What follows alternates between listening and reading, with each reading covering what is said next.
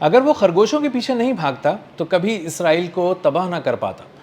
خرگوشوں کے شکار کا شوق اسے یہودیوں کی خوفناک بستی تک لے آیا، اور اس کے بعد دنیا نے ایک ایسا منظر دیکھا جس کے بعد اسرائیل کی تباہی یقینی ہو گئی، اور نتن یاہو سر پیٹتا رہ گیا کہ ایک چھوٹی سی غلطی نے اس کے اربوں ڈالر پر پانی پھیر دیا۔ میرا نام اظہر علی خان ہے اور آپ دیکھ رہے ہیں آج کی بات۔ عراق میں ایک صحرا ہے، اس کا نام ہے النخیب، اور اس کا ایک علاقہ ہے شنانہ۔ شنانہ کے علاقے میں ایک عراقی جو چرواہا تھا، وہ اس کو شکار کا شوق ہوا، خرگوشوں کے شکار کا، صحرائی خرگوشوں کے شکار کا شوق ہوا، اور اس نے کہا کہ میں صحرا میں جاتا ہوں، خرگوشوں کا شکار کرتا ہوں۔ یہ شوق اس کو وہاں تک لے گیا، وہ اپنے بھائی کو بھی اپنے ساتھ لے کر گیا اور وہاں پر خرگوشوں کو ڈھونڈنے لگ گیا۔ جو صحرائی خرگوش تھے بڑی مشکل سے اس کے ہاتھ آئے، اور اس نے اس کو دیکھا اور اس کے پیچھے بھاگنا شروع کر دیا۔ بھاگتے بھاگتے وہ ایک مقام پر پہنچا جہاں پر اس کو محسوس ہوا کہ اس کے سر پر کچھ منڈلا رہا ہے۔ اس نے غور سے دیکھا تو وہ ایک ڈرون تھا جو اس کو مسلسل اس کی نگرانی کر رہا تھا اور اس کے سر پر اڑ رہا تھا۔ خیر وہ ایک عام سا چرواہا تھا، اس نے اتنی کوئی دلچسپی نہیں ظاہر کی، اس نے کہا ہوگا کوئی ڈرون۔ وہ خرگوشوں کے پیچھے چلا گیا اور مزید ان کو ڈھونڈنے کی کوشش کرنے لگا۔ تھوڑا اور آگے گیا تو اس کو اندازہ ہوا کہ وہ ایک ایسے مقام پر پہنچ گیا ہے جہاں پر دور دور تک فوج ہی فوج کھڑی ہوئی ہے، اور یہ فوج کچھ پرائی سی لگ رہی تھی، یہ اپنی عراقی فوج نہیں تھی۔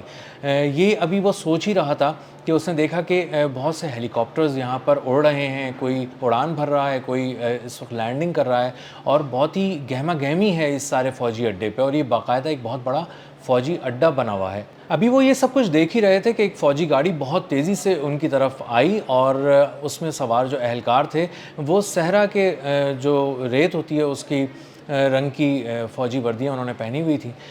وہ نیچے اترے اور انہوں نے اس سے بہت سخت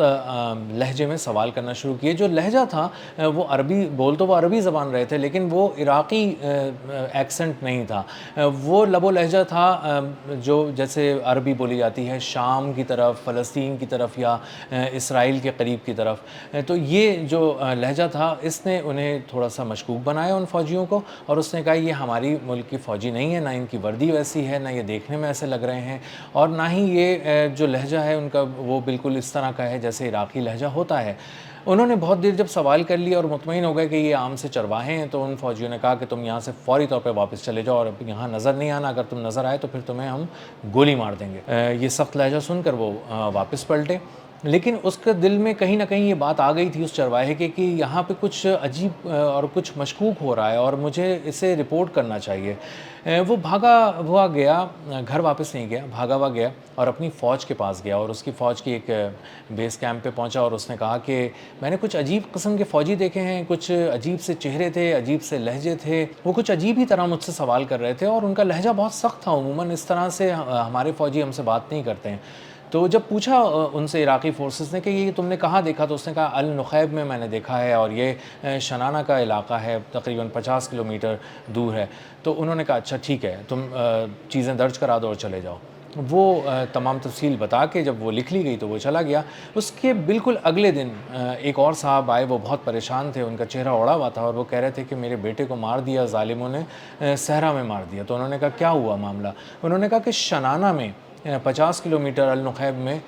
کی طرف وہ گیا تھا میرا بیٹا، اور وہ گاڑی میں سوار تھا، اور اس کی گاڑی کو بھی بم مار کے تباہ کر دیا گیا ہے اور اسے بھی قتل کر دیا گیا ہے۔ غالباً امریکی فوجیوں نے اس کو مار دیا ہے۔ تو عراقی فوجیوں نے کہا کہ یہاں تو امریکی فوجی نہیں ہے، امریکی فوجیوں نے یہاں کیسے مار دیا؟ تو خیر وہ اپنا رو دھو کے اور اپنی رپورٹ اس نے تھانے میں لکھوائی اور وہاں سے وہ چلا گیا۔ اس کے بعد عراق کی فوج نے اپنا ایک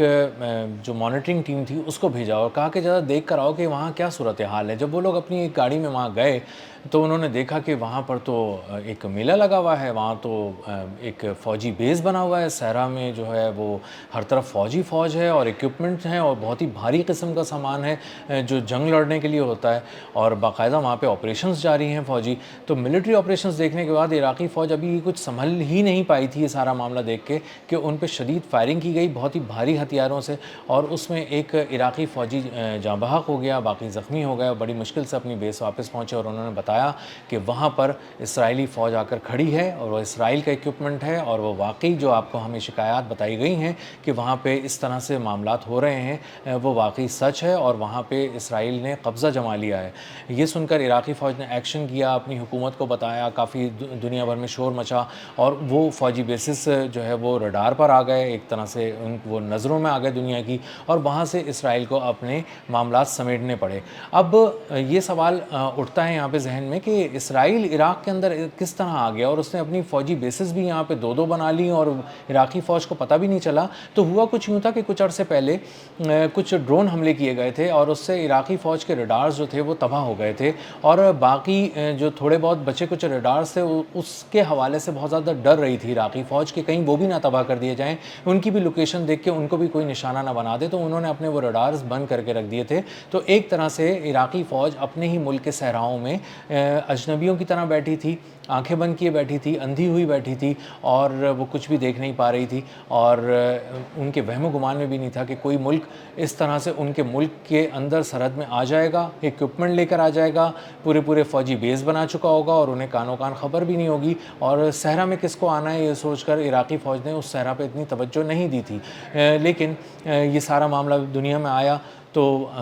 پتہ چلا کہ کس طرح اسرائیل کا جو اربوں ڈالر کا جو ایکوپمنٹ تھا جو وہاں پہ رکھا ہوا تھا وہ اسے سمیٹنا پڑا اور وہاں سے جانا پڑا، اور یہ وہی فوجی اڈہ تھا جہاں سے اسرائیل مسلسل ایران پر حملے کر رہا تھا اور اس کو نقصان پہنچا رہا تھا۔ تو اس سچی کہانی سے پتہ چلا کہ ایک چرواہا اگر خرگوشوں کے پیچھے نہ جاتا تو وہ پورے اسرائیل کو تباہ نہ کر پاتا، اس کی فوج کو سب سے بڑا نقصان عراق میں نہ پہنچا پاتا، اور اس سے یہ بھی سبق ملتا ہے کہ اوپر والا چاہے تو وہ چونٹی سے ہاتھی کا شکار کرتا ہے اور ایک چرواہے سے پوری سپر پاور کو رون ڈالتا ہے۔ اب تک کے لیے اتنا ہی، ملتے ہیں اگلے ولاگ میں کسی نئی خبر، نئے تجزیے اور نئے زاویے کے ساتھ۔ اللہ حافظ۔